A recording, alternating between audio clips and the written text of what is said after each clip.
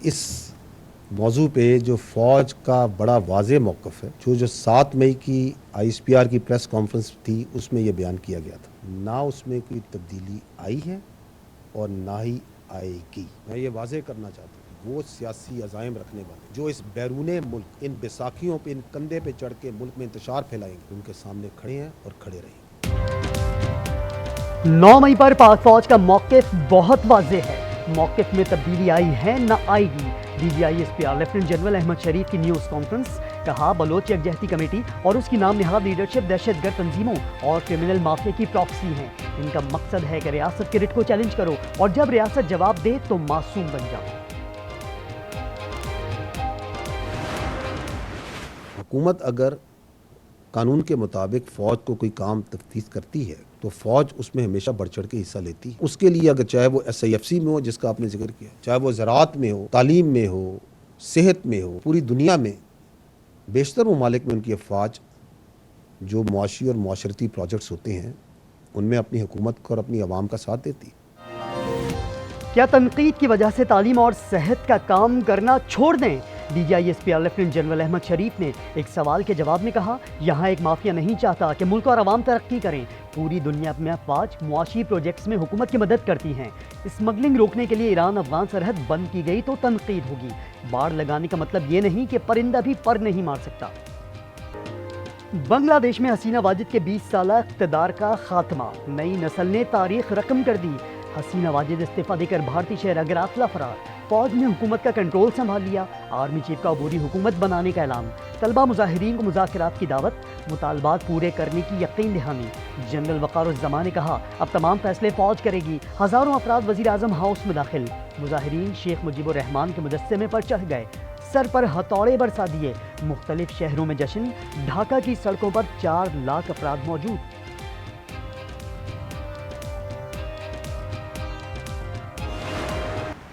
انشاءاللہ وہ دن آئے گا جب مقبوضہ کشمیر کے عوام ہندوستان کے غازمانہ قبضے سے آزاد ہوں گے۔ کشمیر کی وادی ہزاروں لاکھوں کشمیریوں کی خون سے سرخ ہو چکی ہے۔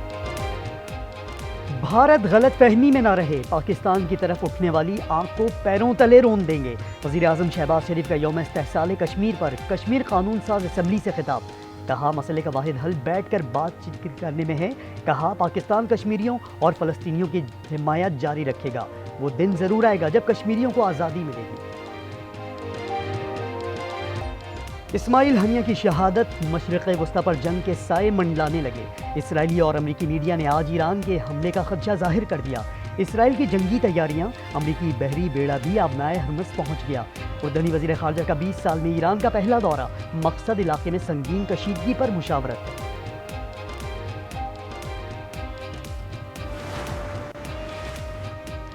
IPPs کو جلد از جلد بند کیا جائے، معاہدے کرنے والوں کے اثاثے منجمد کیا جائیں، جماعت اسلامی کا مطالبہ۔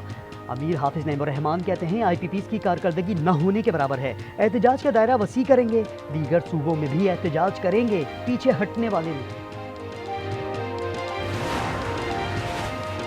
2 کھرب روپے کی کیپیسٹی پیمنٹ ختم کرنا ہوگی، صرف پیدا کی گئی بجلی کے لیے ادائیگی کرنی ہوگی۔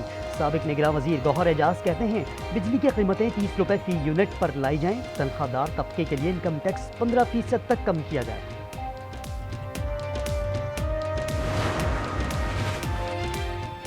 ملک میں بارشوں نے قیامت ڈھا دی، 2 دنوں میں چھتیں گرنے اور مختلف حادثات میں جمع افراد کی تعداد 30 ہو گئی۔ خیبر پختونخوا، بلوچستان اور گلگت بلتستان میں کئی پل بہہ گئے، رابطہ سڑکیں بند، نظام زندگی درہم برہم۔ اپر چترال کا دیگر حصوں سے رابطہ منقطع، سندھ کے کئی شہر ڈوب گئے، فصلیں تباہ۔ FIA سائبر کرائم ونگ ٹکے کا نہیں، وزیر اطلاعات پنجاب کا وزیر اعظم سے ونگ ختم کرنے کا مطالبہ۔